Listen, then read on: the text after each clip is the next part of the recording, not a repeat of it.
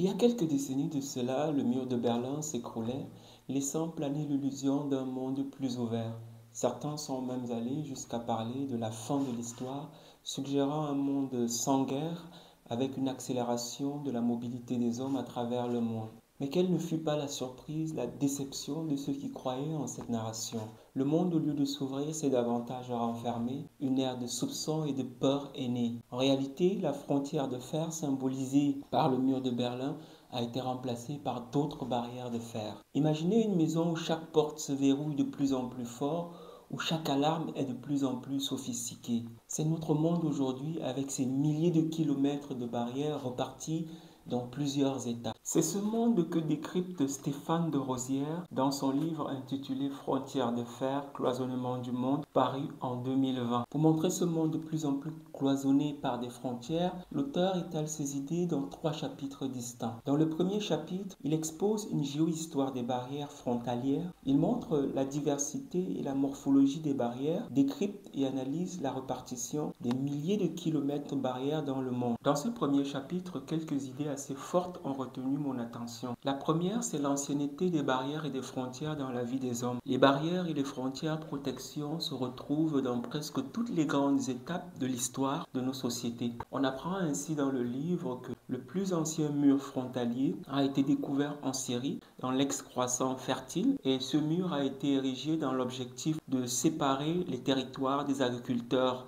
nomades et des agriculteurs sédentaires. La deuxième idée forte du premier chapitre, c'est le développement et l'évolution du retour des frontières dans notre monde contemporain. Selon l'auteur, 3 moments historiques ont favorisé ce mouvement. Le premier, c'est la crise de 1973. Elle a remis en cause l'ouverture et les flux migratoires. Le deuxième moment est celui de la fin de la guerre froide. On a eu droit à cet instant à une sorte de parenthèse qui a très vite disparu, puisque dès 1994, l'Union européenne, via l'Espagne, va mettre en place des barrières au niveau de Ceuta et Melilla. Puis le troisième moment est celui des attentats de 2001 et des tensions qui ont suivi cet épisode tragique de l'histoire. On a eu ici un accroissement du besoin des États de se cloisonner. Cette évolution des frontières dans notre monde contemporain ont renforcé le blindage des frontières. Les murs physiques et les frontières physiques ont été renforcés par des murs virtuels utilisant des capteurs, des drones, sans oublier les centres de rétention.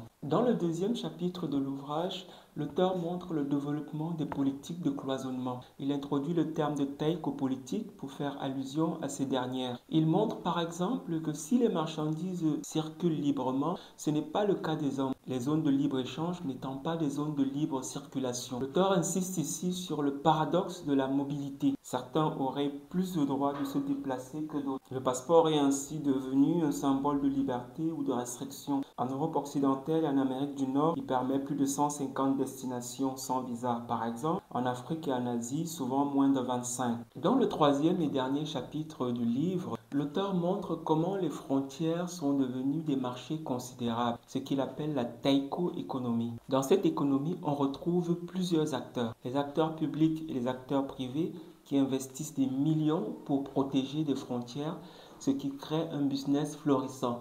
L'auteur montre par exemple ici que le programme européen de protection des frontières Frontex, son budget est passé du simple au double. On retrouve également dans les acteurs de cette économie des frontières les passeurs et les mafias qui se jouent des frontières, mais aussi des migrants qui payent cher de leur vie pour pouvoir passer les barrières dans l'espoir d'une vie meilleure. Ce livre au final offre un éclairage crucial sur les frontières et les quelques paradoxes qui traversent notre monde contemporain. Virtuellement, le monde est plus ouvert avec Internet notamment. Physiquement, il est de plus en plus cloisonné avec les frontières et les barrières.